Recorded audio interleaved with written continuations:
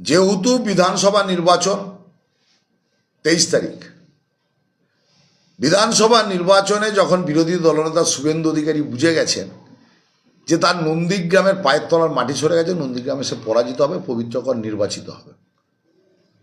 যিনি বলতেন নন্দীগ্রামের নাকি তিনি কুটুম্ব আত্মীয়, তাই আজকে ধর্মেন্দ্র প্রধানকে গুজরাট থেকে ধরে নিয়ে আসতে হচ্ছে, উত্তরপ্রদেশ থেকে নিয়ে এসে তাকে বুতে বুতে মিটিং করাতে হচ্ছে। ধর্মেন্দ্র প্রধানকে বসে আত্মীয়দেরকে বোঝাতে হচ্ছে যাতে আত্মীয়তাটা রাখে, সেই জন্যে যাতে তৃণমূল কংগ্রেসকে দুর্বল করা যায়।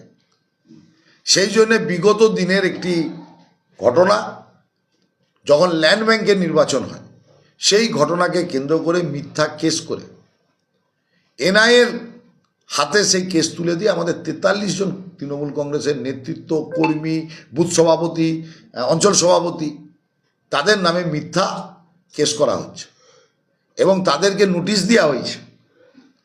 বাড়িতে বাড়িতে যে নোটিশ ধরানো হচ্ছে, আমরা এখনও অবধি জানতে পেরেছি যে কয়েকজন নোটিশ পেয়েছে, যাদেরকে 17 তারিখ ডেকেছে। আমরা সমস্ত নোটিশ কালেক্ট করছি।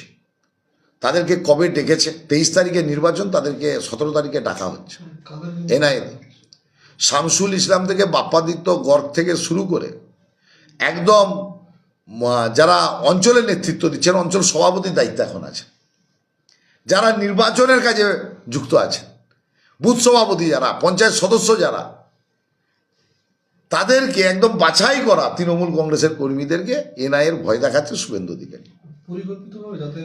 এবং এটা তো পরিকল্পিত ঘটনা, যাতে নন্দীগ্রামে পায়ের তলার মাটি যখন শুভেন্দু অধিকারী সরে গেছে, শুভেন্দু অধিকারী যখন পরাজিত হবে, তখন তৃণমূল কংগ্রেসকে ভয় দেখাচ্ছে। NIA, CBI, ED, income tax, নির্বাচন কমিশন, সবাইকে বাংলা দখলের জন্য তারা চেষ্টা করছে, নন্দীগ্রাম জেতার জন্য চেষ্টা করছে। তার বড় নিদর্শন আজকের এই নোটিশ, যে ঘটনা আজ থেকে 8 মাস 9 মাস আগে ঘটেছে, তার নোটিশ নির্বাচনের মুখে আজকে দেওয়া হচ্ছে, 12 দিন পর নির্বাচন।